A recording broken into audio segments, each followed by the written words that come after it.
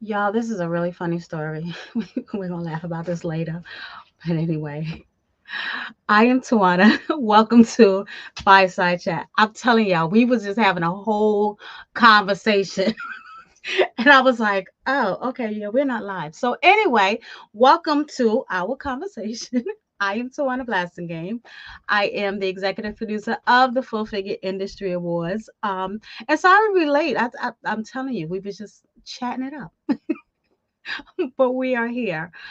So let me do this first and foremost before we get into our conversation. If you have not bought your tickets yet for the Full Figure Industry Awards on November 2nd, make sure you get your tickets, www.thefires.com. Let me go in here and turn on these comments so I can see what y'all talking about. But I love these fireside chats because we get to know who our honorees and our nominees and our sponsors are. So we have a whole marathon that's happening. We did some chats with some of our honorees already. We're talking to Nikki Gomez tonight, and then we have a whole bunch more scheduled with some of our nominees and our sponsors. So you guys make sure you are stay tuned to our social media pages so you know when those fireside chats are happening. But tonight it is Nikki Gomez's night. Nikki, how are you? Let me go ahead and take you off mute so you don't have to move your fingers. What's going on? How are you? I am good. I am so happy to be here chatting with you and connecting with everyone. Thank you for having me. Of course, of course. So, you guys remember we scheduled Nikki and we rescheduled her because she wasn't feeling well, and she is much better now, as you can see, looking as beautiful as ever. But we're gonna run back this conversation that we were having without y'all a few minutes ago. Welcome to the chat. And thank you for putting the link in. But so I'm going to let Nikki go ahead and introduce herself because can't nobody tell you about you but you or like you. So go ahead and tell the people who you are, what you do, and then I want to dive in with a whole bunch of questions for you. You got it. Hi, everybody. My name is Nikki Gomez. I've been in the industry over 20 years and I've technically been on every side. So I started off as a plus size model in 2004, went on to be a wholesale fashion rep, then discovered my passion for photography, have been shooting models and so on for 18 years now, as well as becoming a model scout and then ultimately an agent at Bicoastal Management for 2 years, in which I helped start their first plus size print division. And I've eventually moved on to doing some model coaching, and I've helped models advance their careers and accelerate things. And I've been doing that for the last 3.5 years now. We're going to talk more about that model coaching in a minute because that is much needed. But first and foremost, happy National Hispanic Heritage Month. Secondly, congratulations on being the recipient of our 2024 Entrepreneur of the Year award. This is very well deserved. How are you? First of all, let's go back to the email. When I emailed you, tell us how you felt reading the email. Did you just push me to spam? Was like, yeah, no, I'm not reading this.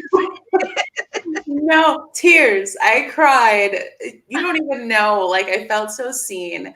And one of the biggest realizations for me was like sometimes I'm doing this stuff and I'm putting out content. I'm trying to reach people, and I'm out here. I feel like I'm screaming into the ether, and like I don't know if anyone sees or hears anything that I'm saying. Or, of course, I have people that I work with, but you still don't really know how much of an impact you're making or if people see you in your industry.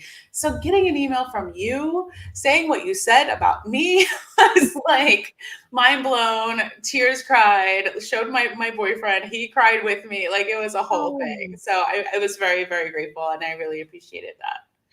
You know what? First of all, you're welcome. And secondly, it is, when talking to the team and talking about who's up for these awards this year, it's when your name came up, everybody was like, "Oh yes, excellent choice, excellent choice."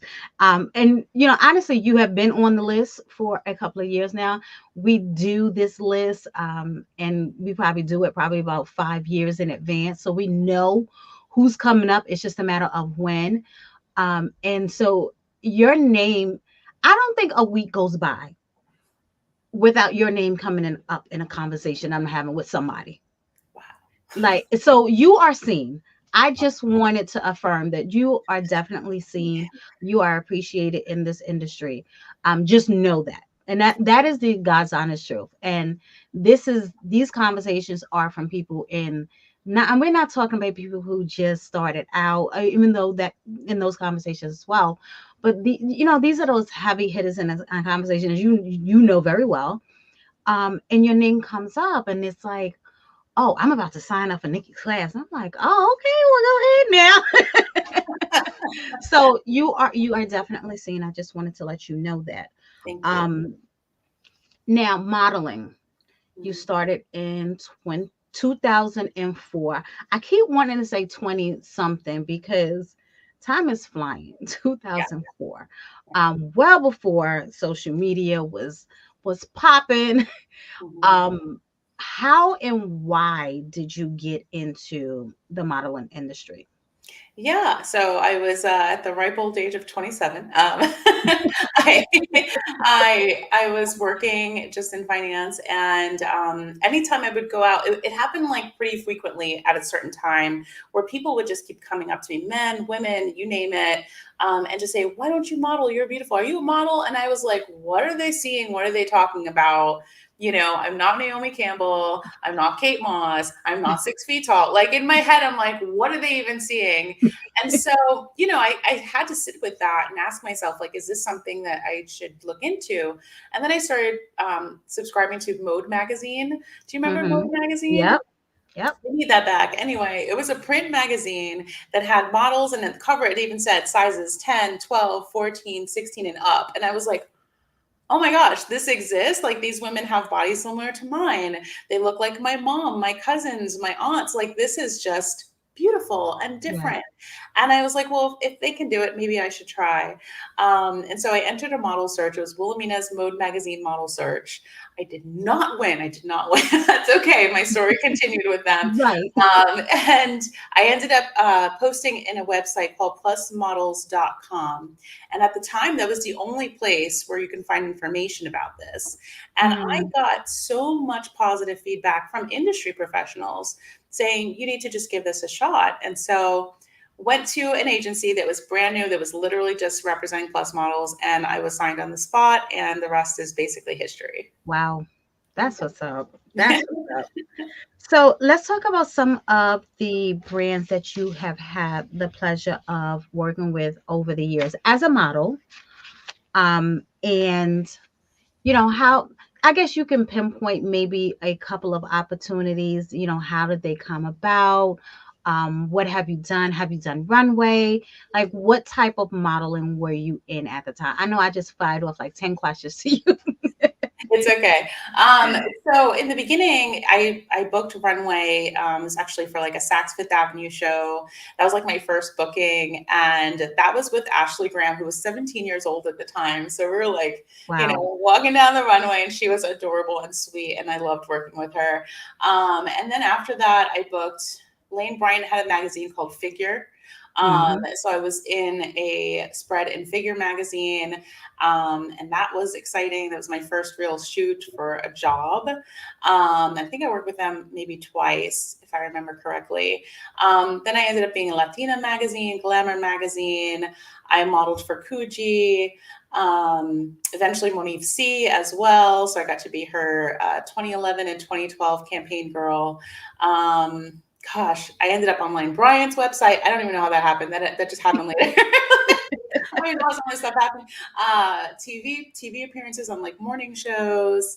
Um, just lots of opportunities, and also I ended up doing things like fit modeling. So I was actually one of Eloquie's fit models before they branched off, when they were still part of the Hmm. Limited, when they just started. Hmm. I got to do a lot of different forms of modeling pretty early on. So you mentioned the reality. I want to talk about that for a second. Yeah, Okay.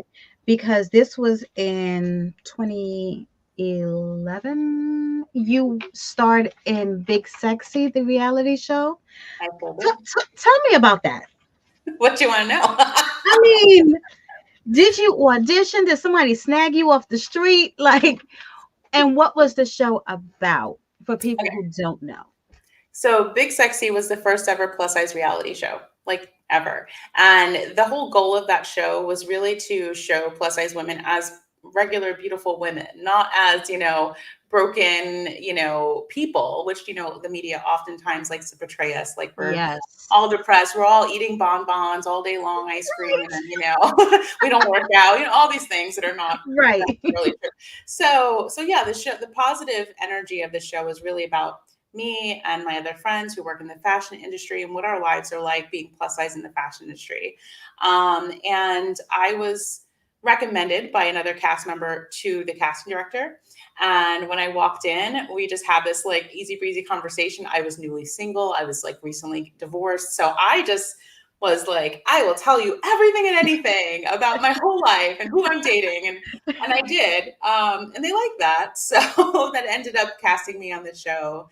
And it was a wild ride and a crazy experience, but I got to do that. And I think the impact that it had from fans when they would like reach out to me and tell me, oh my goodness, you changed how, I see myself. And oh my goodness, this person in my family loves you and they're, terminally ill, but they want to watch the show every time it's on. And Hmm. people coming up to us in the streets and all of that. It was very, very amazing. I'm really glad that I got to do that. So, do you consider yourself to be an introvert or an extrovert? I'm an ambivert. Okay, I okay, I okay, need both. okay, Yeah. okay. I could see that. I asked that question because when I tell people I'm an introvert, they're like, "No." I'm like, "I really, really am. If I could sit in a corner and not talk to anybody, I would be okay with that." Mhm. But and so someone had asked me a few years ago, "Would you consider doing a reality?" I was like, "Oh no." Oh no, not me. I would be that person who just wouldn't talk. Like I would just walk past the screen. I'm not that person. I could Uh, never do it. these producers have a very creative way of getting people to talk. Like they're good at their jobs. I will say, like, knowing what I know about production, having had that experience, and also being a fan of reality shows, we were very fortunate that we really didn't get misportrayed or, put into a box. I really feel Right. like, for the most part, what you saw of me was me. I'm not, very sensationalistic or anything, but I was dating. You got to see my drama with the boyfriend at the time. You got to see all that, but that was really me. And I'm grateful that they didn't spin it in a way that was not true to who I was. So that does happen. So coming from someone who has done realities, right? And people always say, them reality shows are so scripted. That is not real. How real was your reality show? Oh no, they're real. So the things that are scripted is not really like the storyline, it's the scenarios. So like me and one of the girls had beef. They didn't end up putting it really in the show, but we had beef. Nothing crazy, but just, there was a little stuff there. And if I have beef with someone, I kind of just let them go. Like I'm not one to be like, in your Yeah. face or anything or confront you. You'll know how I feel, and then I'll just move on with my life. In a show setting, they make you sit down and talk. And it's like Ah, these forced situations for drama. That's the part that's kind of scripted. gotcha. Okay. Okay. Mhm. I like that answer. So let's talk about photography. Um, how did you transition from modeling to photography? And I guess again, and why? Why? Yeah. So I've always been creative. I've always been into the arts in all different ways. And I was modeling, and even when I was modeling, I was still an admin in finance.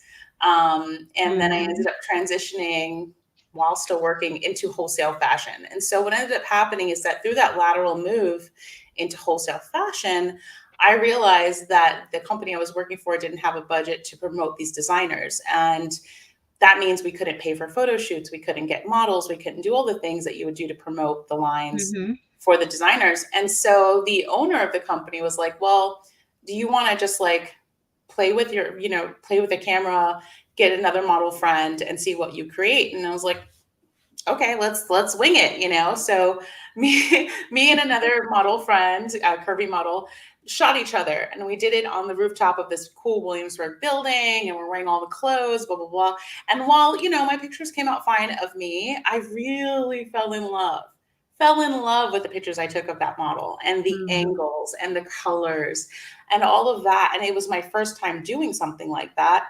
And we put it out and didn't credit any photographers. We just put it out. And everyone was like, who Mhm. shot this? Who shot this? This is good. This is good. And I was just like, and I was like, what? And so from there, passion was born. And I bought a camera and I started teaching myself through YouTube University and friends and learning basically how to do that. And then my first client was Wilhelmina Models. So they Wow. started sending me models every week. And then from there, it just grew.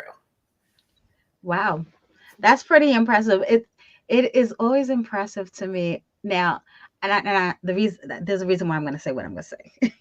It's impressive when people teach themselves photography, right? And the reason why I say that is because I did the same thing with Phil.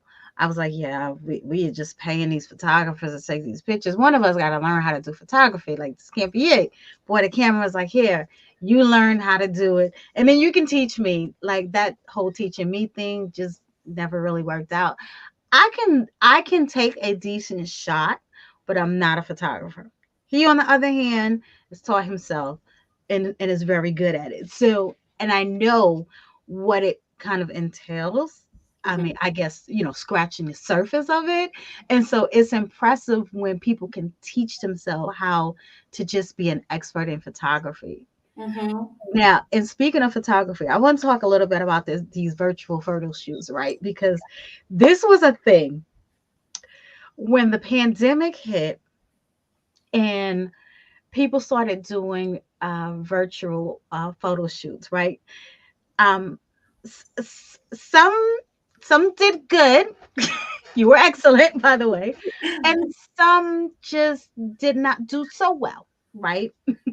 It was a very scary moment in the industry for photographers, and I'm like, this is not what we are coming to.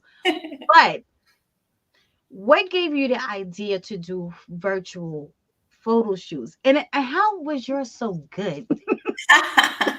I always say magic. No, I'm a people person, and so although I'm an ambivert and need my downtime, I do really enjoy the connection of creativity, of that energy. And so photography for me was it was almost that outlet to connect to people and give them something beautiful. And the pandemic stopping that for me was super depressing. Like I didn't know what to do with myself. I didn't know how to process anything. And so I started seeing samples of people doing that. And in my head, I was like, that's cool. How can I do it? And how can I do it in a way that reflects my style and quality as well? And so, yeah, I just started. And the way that I did it was one, we'd have like a consultation call. So I have to Mhm. see, like, we'd talk about your equipment. Are you on a computer? Are you on an iPhone? What model is it? How's the camera quality? Where's your lighting? How do we set it up so that you have the best lighting? So we'd have all the logistical conversations first. Mhm. And Mhm. then we'd set up a FaceTime. FaceTime, important, because the quality on FaceTime is better than Zoom, it's better than Google Meetup, whatever, whatever. Ah. And what I would do is I would screen cap the photos as I'm coaching you through poses and movement, because you still need some coaching if you're just sitting in front of a camera or a computer. Mhm. So I'm coaching you through, giving you, and then saying, hold it, screen cap, and then throwing that into my editing software and then tweaking it and making it the best it can be. And that really was it. It was Wow. the same connection, it was the same thing that I felt was the magic of working with people, and that's that interaction, connection, and creativity. So, okay, that makes sense because I had a couple of conversations with people who were doing virtual photo shoots, right? And I was curious. I was like, what is your mindset in doing this, and why are you doing it, and why does it look so bad? I didn't ask why it looked so bad, but I wanted to know, like, What exactly are you doing? How are you doing this? I can't tell you how to do it good, but I'm just curious. And what Mhm. I learned is that people were actually taking pictures of the screen, and that's what it looked like. And I was like, this looks bad. But Yeah, anyway, yeah. I'm Well, glad it depends that we on are out of that. their equipment and it depends on Yeah. yours, right? So thankfully I have a newish computer. Thankfully, if I had a consultation and they said I only have an iPhone 8 or something and we're up to 12 or 14, then you can only manage so many expectations of what's going to come about. Right. Right. Maybe that's a class that you probably should have taught. Thank you. I You was a never little know. scared for us for a little while. So during photo shoots, right? What is your biggest pet peeve as a photographer? Mm. I don't know that I have a pet peeve as much as I like to make sure people feel like themselves. So, Hmm. I think a lot of times there's this expectation of now there's a camera on me, so I have to, turn it on and become this thing. And it's like, no, no, no, it's still you. So I try my best. I'm very goofy. I don't know if you can tell. I'm very goofy and silly and all of that. And I oftentimes don't even, I'm not even aware of my own self. So I'm just, connecting and being silly. And in those moments, is when I feel like we get the best work. And it's usually, towards the middle or end of the shoot because people calm down, they get comfortable, they realize Hmm. it's not that serious. But when they approach it with seriousness or perfection mentality, then you're not going to get anything that looks remotely like yourself. Funny story, right? So I can absolutely relate to this. I remember we were um we were doing a photo shoot, um and I was telling the girl, I make fun of her every time I see her. I was telling the girl, I was like, yeah, we're just gonna do a nice walk and shoot. Just walk, right? And if it was so forced. And I was like, no, no, no, no, you don't have to do all that. Just walk. And it was so forced. I was like, girl, you know how to walk. Just stop it and walk. Every time I see her, I make fun of her because it was Mhm. the funniest thing. It frustrated me so much. I was like, girl, walk, just walk. Yeah, Just like you've stop been doing and this walk. since you were a toddler. Just So okay, so Nikki, what do you want people to know about you? For people who don't know you, what do you want people to know about Nikki? yeah, I don't know where to start. I don't even know. I think I want people to know that I believe in anything that you think is wrong with you is probably right with you. Like literally, if I can tell anybody anything, it's, don't cover up your freckles, don't fix the gap in your teeth, don't straighten your hair, don't curl your hair if you don't, like whatever makes you you is beautiful and will most likely lead to all the things that you want down the road. And Yeah. it's when we fight ourselves internally, externally, is when we actually have a harder time achieving the things we want, because I truly believe that all of the energy that we put towards fixing ourselves, we're taking away from doing the thing that we actually really want to do. And so, if that means anything, I don't know if that answers the question, but that's like kind of a core belief of mine. So, yeah. I love that. I absolutely love that because we try to tell people that like at some point you get tired of pretending to be somebody else, right? So just be yourself Mhm. because you got into this because of you, not because you saw, hopefully not because you saw somebody else and said I wanted to look like this person, right? Hopefully you have this image in your head of you when you are doing photo shoots, like just enhance yourself, Yeah. and stop trying to look like other people. Eventually that gets tiring. Yeah. um let's talk about the model boot camp, and your modelpreneur masterclass. Mhm. um Congrats on that, by the way. Thank you. um I'm going to ask you the why behind it because I always want to know people's why, even though I know the answer to this question. But why did you decide to start this amazing program that so many people are just running to take? So with the Modelpreneur Masterclass, what it's a culmination of is 20 years of realizing there are traps in this industry. And the Mm, traps really only get you if you're not educated on the business of the industry. And I think so much of what models do to prepare is their look, their posing, their walk, all of those things that, they're helpful. But if you get out there and you don't know contracts, marketing, self submissions, how to write an email to a prospective client, when to start promoting yourself, social media branding, all of those things, then you're going to fall into that pitfall of, okay, I've been out here doing this for how many years and nothing's coming of it. And especially now with the access we have to castings and all that, yeah. like there's no reason for nothing to come of it. So, I always tell models, if you've been doing this for a while, even if you're just getting started and you're not seeing anything come of it, it's time for a different perspective and it's time for a plan. And the plan comes with education. And that's what I like to provide. That is so smart. And I want to encourage people. So we always talk about investing in yourself. If you get into this industry, whatever, regardless of what industry you're in, and investing in yourself. That does not stop at buying good wigs and having good shoes and, you know, getting your wardrobe together. It doesn't stop there, right? That's just where it starts. The investing is really the education piece of it. So, and one of the things I have conversations with models all the time is you have to understand that you are, when you decide to be a model, when you decide to be a photographer or whatever it is that you are starting a business, you are now a business. So now you have to understand the business side of it. Mm-hmm. And that is one of the things that I know for a fact in talking people and having to work with people. It's they are lacking that business piece. And it's not a disrespect, okay, because we all need it.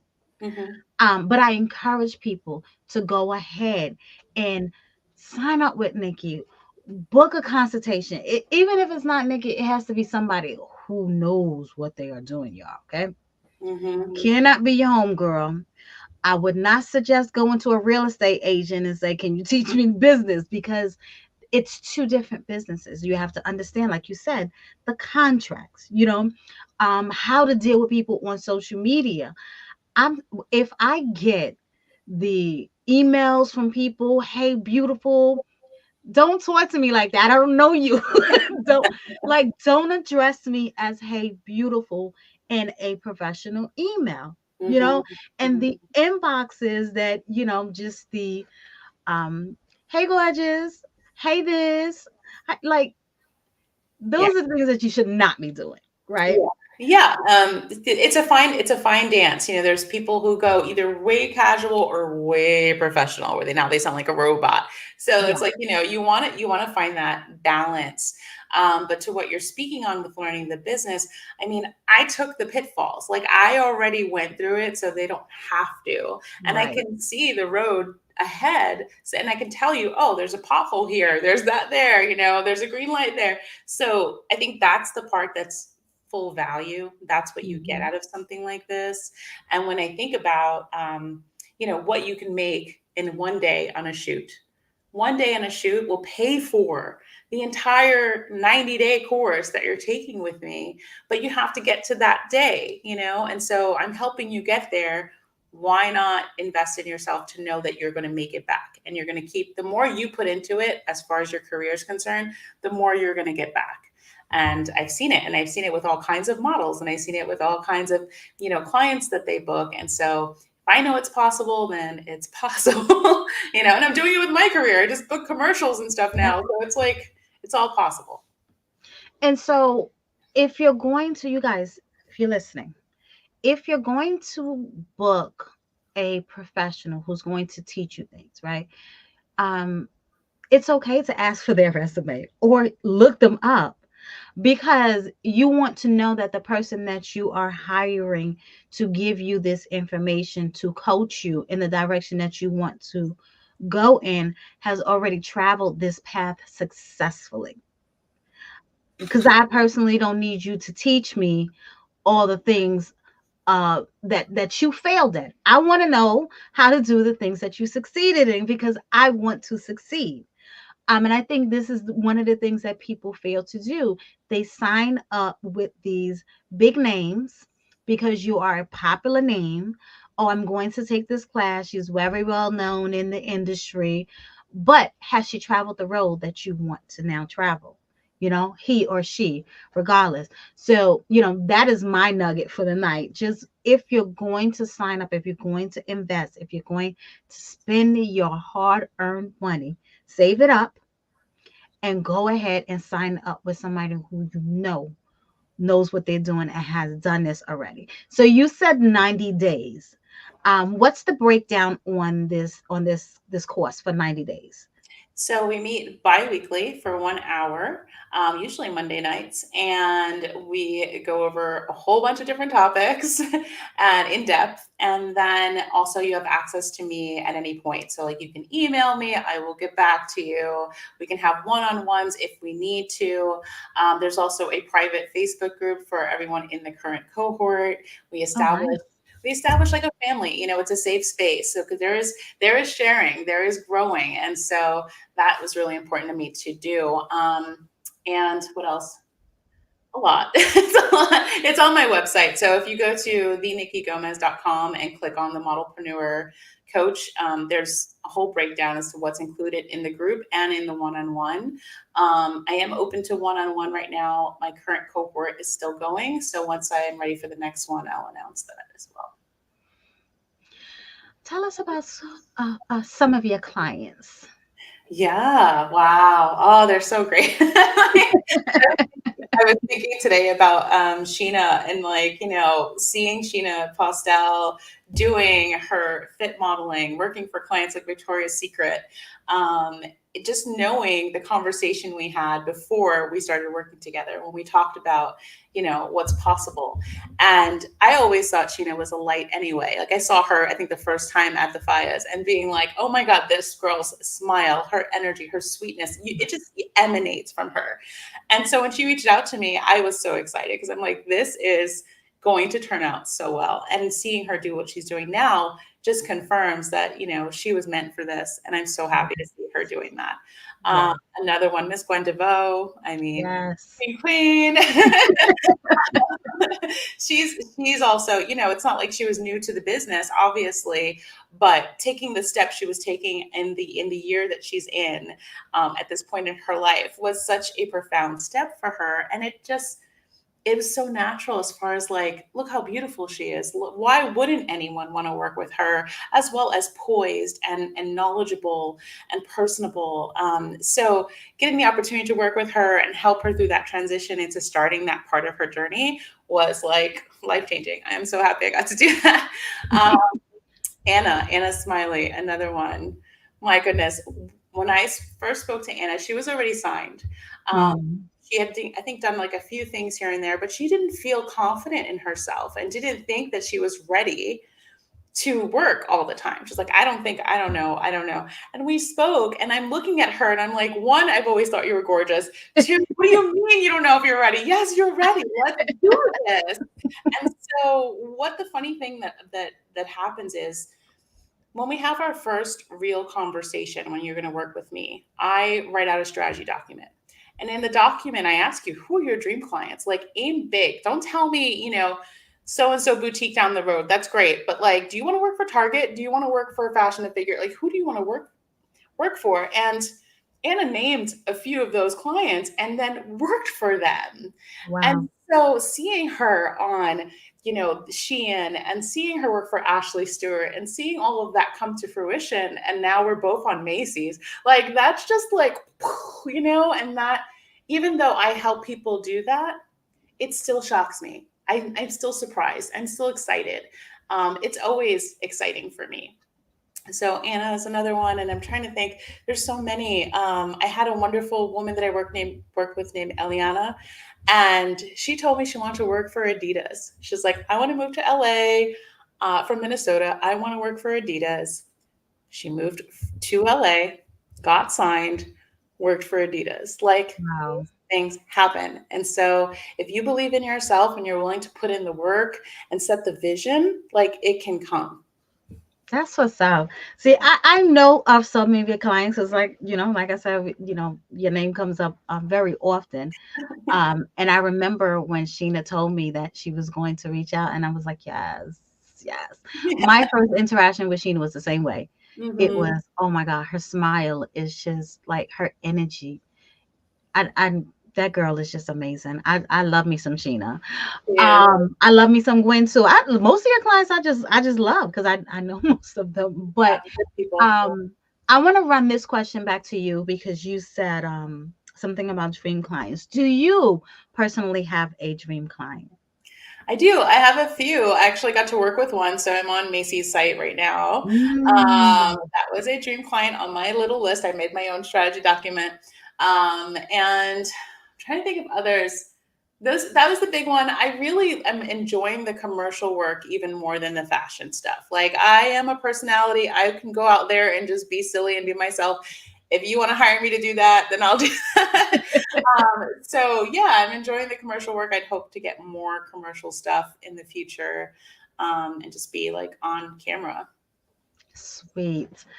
I really enjoy talking to you. Like, um, but I want to drop. I see your email, your website was already dropped in the website.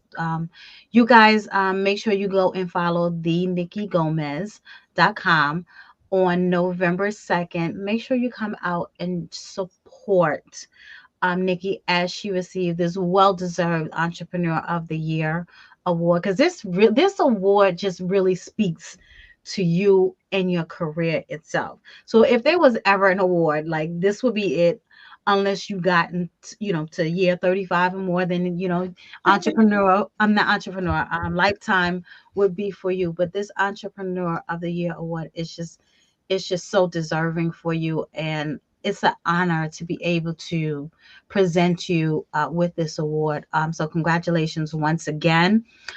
You guys make sure you follow Nikki. Her website is already dropped in the comments. So go ahead, do some research, and if you are a model, whether you are aspiring or you are established and you really want to take things to the next step, go ahead and reach out to Nikki for a consultation. See if you are ready, because not everybody's ready. Okay, some people have a little bit of work to do before they jump in the pool. But you guys make sure that you are following and come out and support on November 2nd. Our website is again theffias.com, THEFFIAS.com. Tickets are still on sale. Get them before they're gone. And Nikki, I thank you so much for taking the time to have this conversation with me. thank Thank you for allowing people to get to know who you are and why you are so deserving of this award. I cannot wait to see you and hug you on November 2nd. Likewise. Thank you, everybody, for tuning in. Any final thoughts that you want to leave people with, Nikki, before we log off? Yeah, believe in yourself. I know a lot of times we have a lot of external voices telling us we can or cannot do something. Ultimately, nobody wants it for you more than you. And so believe in yourself, invest in yourself, and go forward with what you feel is right for you. Because you'd be surprised how many doors are actually open. Thank you again, Nikki. Thank And thank you, you. everybody, for tuning into the Fireside Chat with Tawana featuring the Nikki Gomez this evening. Again, you guys, make sure you go ahead and you sign up to get your tickets. Thefires.com. We appreciate you. November 2nd. Make sure you are in the building. If you are watching us on YouTube, go ahead and hit that like and that subscribe button for us. The information to the show. Here you go. It's right here. Make sure you get your tickets today. Follow us on social media as well. And everybody have an amazing evening. Good night.